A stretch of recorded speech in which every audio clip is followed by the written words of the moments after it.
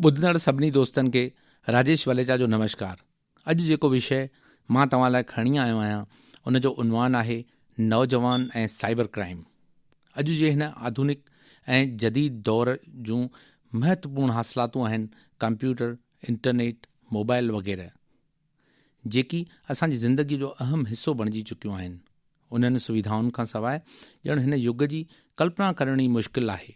ज़रा कल्पना कयो त तव्हांजो जॾहिं इंटरनेट डाटा ख़लास थी वेंदो आहे या सिग्नल न हुअण जे करे तव्हां फ़ोन न करे सघंदा आहियो या नेट कमु न कंदो आहे त केॾो न गुस्सो ईंदो आहे ऐं ॼण लाचारी महसूसु थींदी आहे, छो त असां उन मथां एतिरा त निर्भर थी चुका आहियूं जंहिंजो असांखे ख़ुदि ई अंदाज़ो न आहे। अॼु हर हिकु माण्हू, नंढो या वॾो, सिधे या अणसिधे नमूने इन्हनि सुविधाउनि जो लाभ फ़ाइदो वठी रहियो आहे। ख़ासि करे नई टहीअ लाइ त ॼण इहा ऑक्सीजन समान आहे। कंहिं बि ॻाल्हि जी जानकारी, कंहिं बि मुश्किल जो हल या मनोरंजन वेबसाइटुनि जे माध्यम सां तव्हां हासिलु करे सघो था, इहो बि तमामु सवले नमूने सां। पर आद जुगात खां वठी धर्म जी अधर्म सां, सच जी कूड़ सां, न्याय जी अन्याय सां लड़ाई हलंदी पई अचे। अहिड़े ई नमूने अॼु जे हिन इंटरनेट जे युग में साइबर क्राइम नाले जी तलवार सॼी दुनिया जे मथां लटकी रही आहे ऐं जंहिंजो शिकार सभ खां पहिरियां ई असांजा नौजवान था थियनि। अचो त ॾिसूं त इहो साइबर क्राइम आहे छा। साइबर क्राइम यानी कंप्यूटर ऐं इंटरनेट जे माध्यम सां थींदड़ ॾोह या गुनाह, जेको बिल्कुलु आधुनिक क़िस्म जो अपराध या ॾोह आहे।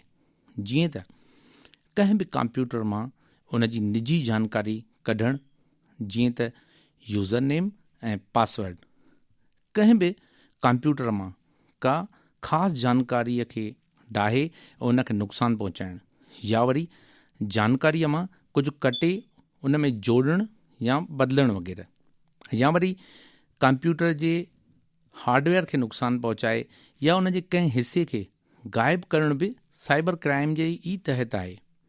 इहा त हिकु आम जानकारी थी, पर साइबर क्राइम जी जे क़िस्मनि जी त ॾाढी वॾी लिस्ट आहे, जंहिंमां कुझु ख़ासि तव्हां सां शेयर करणु चाहियां थो। जीअं त स्पैम ईमेल, केतिरनि ई क़िस्मनि जा ईमेल्स मां कुझु अहिड़ा बि ईमेल हूंदा आहिनि जेके सिर्फ़ु कंप्यूटर खे नुक़सानु पहुचाईंदा आहिनि ऐं उन्हनि खे स्पैम ईमेल चइबो आहे। हैकिंग कंहिंजी बि शख़्सी जानकारीअ खे चोराए उन में फेरबदल करणु, जीअं त उपयोग कंदड़ जो नालो ऐं पासवर्ड या ॿियूं जानकारियूं चोराइणु, जंहिंखे हैकिंग चइजे थो। फिशिंग, मन खे लुभाइण वारा अहिड़ा के सब्जेक्ट स्पैम ईमेल जे द्वारा असां वटि अचनि था, जंहिंजो शिकार थी करे माण्हू पंहिंजूं निजी जानकारियूं ॾियनि था ऐं आख़िर उन्हनि खे नुक़सानु पहुचे थो। वायरस फैलाइणु, साइबर ॾोही यानी अपराधी कुझु अहिड़ा सॉफ्टवेयर मोकिलीनि था जंहिंमें वायरस थियनि था। उन में virus worm, Trojan horse, logic horse वग़ैरह जा वायरस थियनि था, जेकी कंप्यूटर तोड़े जानकारीअ खे ॾाढो नुक़सानु पहुचाइनि था। सॉफ्टवेयर जी पायरेसी, नकली सॉफ्टवेयर ठाहे उन खे सस्ते अघ में विकिणण बि साइबर अपराध जो ई क़िस्म आहे। अहिड़ी तरह सॉफ्टवेयर कंपनियुनि खे त नुक़सानु थिए ई थो, पर उपयोग कंदड़ जा जेके क़ीमती कंप्यूटर सॉफ्टवेयर या गैजेट्स आहिनि उन्हनि खे बि नुक़सानु पहुचे थो।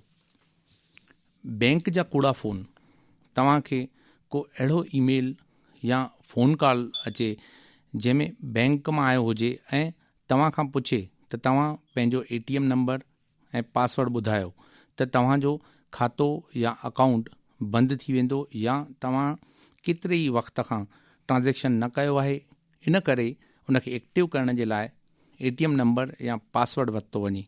पर यादि रखिजो त का बि बैंक तव्हां खां जानकारी अहिड़े नमूने न वठंदी। भुल में बि कॾहिं कंहिंखे पंहिंजो ATM नंबर या पासवर्ड न ॿुधाइजो।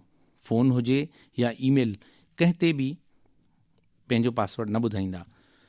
सोशल नेटवर्क साइटुनि ते अफ़वाह फैलाइणु, केतिरा ई माण्हू या ग्रुप सोशल नेटवर्क जे ज़रिए सामाजिक, वीचारिक, धार्मिक ऐं राजनीतिक अफ़वाह फैलाइण जो कमु कंदा आहिनि। पर आम इंसान या सिधो साधो इंसान उन्हनि जे इरादनि खे सम्झी नथो सघे ऐं जाने या अनजाने में उहे लिंक्स हू शेयर कंदो आहे ऐं केतिरा ई दफ़ा त सचाई छा आहे इहो साबित करणु ॾाढो ॾुखियो थी पवंदो आहे। इन करे अहिड़े प्रचार खे बि अपराध में ई शामिलु कयो वियो आहे। साइबर बुलिंग, सोशल नेटवर्क जूं जेके साइट्स आहिनि उन्हनि ते वणंदड़ या अणवणंदड़ राया, धमकियूं ॾियणु या कंहिंजो एतिरो मज़ाक बणाइणु जो हू तंग थी वञे या ॿियनि जे साम्हूं कंहिंखे शर्मसार करणु, ख़ासि करे नौजवान या ॿार उनजो वधि में वधि शिकार थियनि था, इनखे बि क्राइम में ई मञियो वियो आहे। नकली करेंसी ऐं दस्तावेज़, कंप्यूटर, कलर प्रिंटर ऐं स्किनर जे माध्यम सां या उन जी मदद सां सरकारी दस्तावेज़ या नोट ठाहिण बि साइबर क्राइम यानी साइबर ॾोह जे अंतर्गत ई आहे। कॉपीराइट या ट्रेडमार्क जो उल्लंघन, कूड़ी कॉपीराइट ठाहिण या उन जो उपयोग करणु, अहिड़े ई नमूने ट्रेडमार्क जो उपयोग बि साइबर क्राइम जे ई तहत आहे। साइबर पोर्नोग्राफी, अश्लील फोटोग्राफ या किताब इंटरनेट जे माध्यम सां डाउनलोड करण जे लाइ विकिरो कयो थो वञे, जंहिंमें असांजा नौजवान ख़ासि करे शिकार थियनि था। अहिड़े ई नमूने जा केतिरा ई ॿिया मुद्दा अञा बि रोज़ साइबर क्राइम में शामिलु कया पिया वञनि। मतिलबु त हिकु तरफ़ इंटरनेट या कंप्यूटर जेतिरो कारगर साधन आहे उन जे साम्हूं साइबर क्राइम ओतिरो ई ख़तरनाक थी पियो साम्हूं अचे। ऐं जीअं त मां तव्हांखे शुरूआति में ई ॿुधायो त अॼु जो नौजवान इन छल कपट खे सम्झी नथो सघे ऐं उन जो शिकार थिए थो। केतिरा ई दफ़ा ज़िंदगीअ में शॉर्टकट हणी कमाइण जे चकर में या वरी कंहिंखां बदिलो वठण जे लाइ ग़लति रस्ता अपनाए थो ऐं उनखे अंजाम जी ख़बर ई कोन थी पवे।